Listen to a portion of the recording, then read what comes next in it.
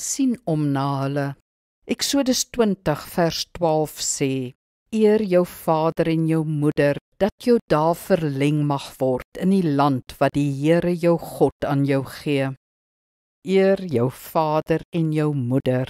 As jy volwasse is en jou ouers oud, moet jy na hulle omsien. Dis God se uitdruklike wil. Sien om na hulle veiligheid, verblyf, kos en klere, vervoer en mediese uitgawes.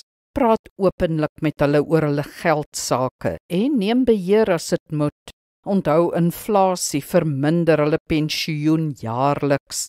Help hulle ook op die volgende maniere. Probeer om nie geld by jou ouers te leen nie, of betaal dit pligsgetrou terug. Bederf hulle soms, neem hulle vir inkopies en koop vir hulle iets moois. Help met die nodige rondom die huis. As jy gekuier het, was gou die skottelgoed voor jy gaan. Betaal jou deel van die rekening, of die hele rekening. Help met die tegnologie. Koop vir hulle 'n goeie selfoon en leer hulle om die internet te gebruik. Jou ouers het hierdie dinge vir jou gedoen. Nou is dit jou beurt.